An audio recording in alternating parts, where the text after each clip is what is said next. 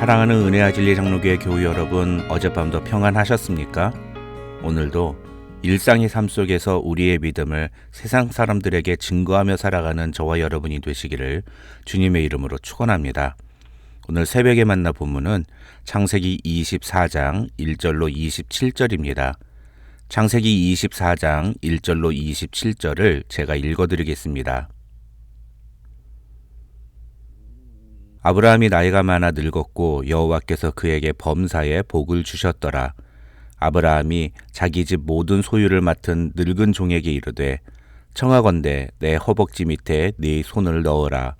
내가 너에게 하늘의 하나님 땅의 하나님이신 여호와를 가리켜 맹세하게 하노니 너는 내가 거주하는 이 지방 가나안 족속의 딸 중에서 내 아들을 위하여 아내를 택하지 말고 내 고향 내 족속에게로 가서 내 아들 이삭을 위하여 아내를 택하라. 종이 이르되 여자가 나를 따라 이 땅으로 오려고 하지 아니하거든 내가 주인의 아들을 주인이 나오신 땅으로 인도하여 돌아가리이까? 아브라함이 그에게 이르되 내 아들을 그리로 데리고 돌아가지 아니하도록 하라. 하늘의 하나님 여호와께서 나를 내 아버지의 집과 내 고향 땅에서 떠나게 하시고 내게 말씀하시며 내게 맹세하여 이르시기를 이 땅을 네 씨에게 주리라 하셨으니 그가 그 사자를 너보다 앞서 보내실지라. 내가 거기서 내 아들을 위하여 아내를 택할지니라. 만일 여자가 너를 따라오려고 하지 아니하면 나의 이 맹세가 너와 상관이 없나니 오직 내 아들을 데리고 그리로 가지 말지니라. 그 종이 이에 그의 주인 아브라함의 허벅지 아래에 손을 놓고 이 일에 대하여 그에게 맹세하였더라. 이에 종이 그 주인의 낙타 중 10匹를 끌고 떠났는데 곧 그의 주인의 모든 좋은 것을 가지고 떠나 메소포타미아로 가서 나홀의 성에 이르러 그 낙타를 성 밖 우물 곁에 꿀렸으니 저녁때라 여인들이 물을 기르러 나올 때였더라.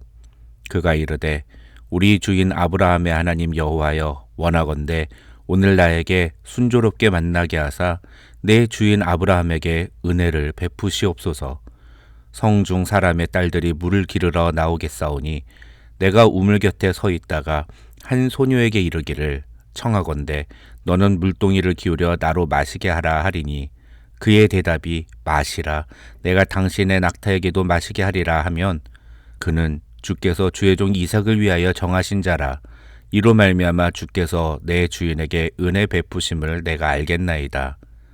말을 마치기도 전에 리브가가 물동이를 어깨에 메고 나오니 그는 아브라함의 동생 나홀의 아내 밀가의 아들 부두엘의 소생이라.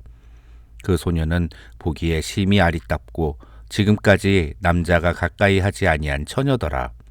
그가 우물로 내려가서 물을 그 물동이에 채워가지고 올라오는지라. 종이 마주 달려가서 이르되 청하건대 내 물동이의 물을 내게 조금 마시게 하라. 그가 이르되 내 주여 마시소서 하며 급히 그 물동이를 손에 내려 마시게 하고 마시게 하기를 다하고 이르되 당신의 낙타를 위하여서도 물을 길어 그것들도 배불리 마시게 하리이다 하고 급히 물동이의 물을 부유에 붓고 다시 기르려고 우물로 달려가서 모든 낙타를 위하여 깃는지라.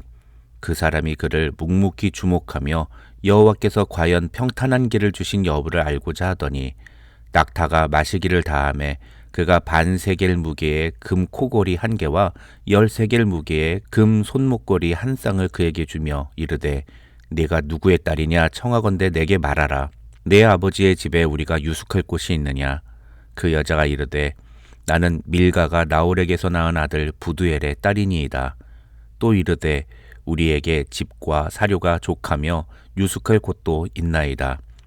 이에 그 사람이 머리를 숙여 여호와께 경배하고 이르되 나의 주인 아브라함의 하나님 여호와를 찬송하나이다. 나의 주인에게 주의 사랑과 성실을 그치지 아니하셨사오며 여호와께서 길에서 나를 인도하사 내 주인의 동생 집에 이르게 하셨나이다 하니라. 오늘 본문인 창세기 24장에는 아브라함이 아들 이삭의 신부감을 구하는 과정이 기록되어 있습니다. 이삭은 40살이 되도록 장가를 가지 못한 노총각이었습니다. 40살이 되도록 장가를 못 갔다면 오늘날에도 사실 꽤 늦은 거라 할 수 있는데 하물며 당시 상황에서 이삭이 40이 되도록 결혼을 못했다는 것은 매우 심각한 문제가 아닐 수 없습니다. 게다가 아브라함의 아내인 사라가 아들이 장가가는 것도 못 보고 세상을 떠났으니 아브라함의 입장에서는 어떻게든 빨리 아들의 결혼을 성사시켜야겠다는 생각이 들었을 것입니다. 그래서 아브라함은 자신이 가장 신뢰하는 자신의 늙은 종을 부릅니다. 그리고 자기 고향으로 가서 아들 이삭을 위해서 신부감을 데려오라고 말합니다. 이 과정에서 아브라함은 종에게 두 가지 기준을 제시합니다. 첫째는 가나안 족속의 딸 중에서 신부감을 택하지 말고 반드시 내 고향, 내 족속에게로 가서 신부감을 택하라는 것이고, 둘째는 만약 신부감이 종을 따라오려고 하지 않는다 하더라도 아들 이삭을 데리고 그곳으로 가지 말라는 것입니다. 여기서 첫 번째 기준은 일반적인 이스라엘 민족의 결혼 풍습을 따른 것이라면, 두 번째 기준은 아브라함의 신앙의 결단을 보여주는 것이라고 할 수 있습니다. 7절을 보시면 아브라함은 하나님이 자신에게 이 땅에 대한 축복도 약속하셨다는 사실을 종에게 상기시키면서 이삭이 바로 그 축복의 계승자가 되려면 이 땅을 떠나서는 안 된다는 것을 언급하고 있기 때문입니다. 여기서 우리는 상황이 아니라 하나님의 말씀을 우선하는 아브라함의 믿음을 주목해야 합니다. 나이 40이 넘도록 장가를 가지 못한 아들이 장가만 갈 수 있다면 무슨 방법이든 가리지 말라고 할 수 있는 거 아닙니까? 그런데 아브라함이 그의 종에게 이 두 가지 조건을 제시한 것은 아들의 결혼 문제보다도 하나님의 언약을 지키는 것을 더 중요하게 여긴 것이라고 볼 수 있습니다. 사실 아브라함은 이미 과거에 그런 실패를 경험한 적이 있습니다. 바로 이스마엘 사건입니다. 하나님은 분명히 자신이 후손을 낳을 것이라고 말씀하셨습니다. 그런데 자신의 아내 사레는 아이를 낳을 기색이 보이지 않자 결국 사라의 첩인 하갈을 통해서 이스마엘을 낳았습니다. 아브라함은 이스마엘이 하나님이 약속하신 아들이라고 생각했을 것입니다. 하지만 이스마엘은 하나님이 약속하신 아들이 아니었고 오히려 이스마엘 때문에 아브라함은 큰 아픔을 겪었을 뿐이었습니다. 학자들은 그 후에 아브라함이 실제로 하나님이 자신에게 이삭을 주시는 놀라운 기적을 체험하면서 하나님의 약속을 굳게 믿고 그 말씀대로 순종하는 사람이 되었다고 설명합니다. 그래서 이제 아들 이삭의 배우자를 찾는 과정에서도 어떠한 상황이나 형편 때문에 타협하기보다는 하나님의 약속을 기준으로 삼고 그 기준에 맞는 여자를 데려오라고 자신의 종에게 부탁했다는 것입니다.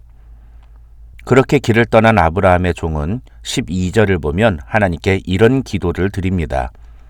우리 주인 아브라함의 하나님 여호와여, 원하건대 오늘 나에게 순조롭게 만나게 하사 내 주인 아브라함에게 은혜를 베푸시옵소서. 그러면서 그는 우물 곁에서 물길로 오는 여자들 중에 자신이 물을 좀 달라고 청했을 때 자기뿐만 아니라 자기 낙타에게도 물을 주는 여자가 있다면 그 여자가 하나님이 이삭을 위해 준비한 신부감으로 알겠다고 기도합니다. 우선 이런 기도는 참 조심해야 합니다. 자칫 잘못하면 우리가 모든 것을 다 결정해 놓고 그 뒤를 하나님께 맡기는 식의 기도가 될 수 있기 때문입니다. 다시 말하면 하나님이 내가 정해놓은 대로 일하시면 그게 하나님의 뜻인 줄로 알겠다고 말하는 그런 식의 기도가 될 수 있다는 것입니다. 이런 식의 기도는 결코 올바른 기도가 아니며 오히려 하나님을 자기 마음대로 조종하려는 매우 교만한 태도일 뿐입니다. 우리가 이 종의 기도에서 놓쳐서는 안 되는 것은 바로 12절입니다. 12절에서 그 종은 이 모든 과정 가운데 하나님께서 은혜를 베풀어 달라고 간구하고 있습니다. 그래서 21절을 보시면 그는 리브가를 만났을 때 리브가를 묵묵히 주목하며 여호와께서 과연 평탄한 길을 주신 여부를 알고자 했다고 성경은 말합니다. 그리고 마침내 리브가가 아브라함의 동생의 손녀라는 사실을 알게 되었을 때 그는 27절에서 나의 주인에게 주의 사랑과 성실을 그치지 아니하셨사오며 여호와께서 길에서 나를 인도하사 내 주인의 동생 집에 이르게 하셨나이다 라며 하나님께 경배를 드립니다. 이 모든 과정의 초점은 철저히 하나님의 인도하심에 맞춰져 있는 것입니다. 다시 말해서 그 종은 지금 자신에게 벌어지는 일들을 통해서 이것이 하나님이 인도하시는 것인지를 확인하고자 하는 태도로 일관하고 있다는 것입니다. 우리도 이 종과 같이 기도할 수 있습니다. 왜냐하면 우리 모두가 각자 소원이 있기 때문입니다. 심지어 빌립보서 2장 13절을 보면 바울은 너희 안에 행하시는 이는 하나님이시니 자기의 기쁘신 뜻을 위하여 너희에게 소원을 두고 행하게 하신다고 이야기합니다. 그런데 이 구절을 우리가 오해해서는 안 됩니다. 이 구절은 우리의 소원이 모두 다 하나님의 뜻이라는 말이 아니라 하나님께서 하나님의 뜻을 이루시기 위해서 우리의 소원을 사용하신다는 뜻입니다. 그렇다면 우리의 소원과 하나님의 뜻을 어떻게 구분할 수 있을까요? 그것이 바로 기준이 중요한 이유입니다. 앞서 살펴본 것처럼 아브라함에게는 40이나 된 노총각 아들이 있었습니다. 그래서 아브라함에게는 그 아들을 빨리 장가 보내는 것이 마음의 소원이었을 것입니다. 그러나 아브라함은 그러한 마음의 소원을 이루는 것에 있어서 기준을 분명하게 제시합니다. 하나님이 약속하신 말씀을 어기는 방법을 사용해서는 안 된다는 것입니다. 이삭의 신부감을 찾으러 길을 떠난 종의 기도도 마찬가지입니다.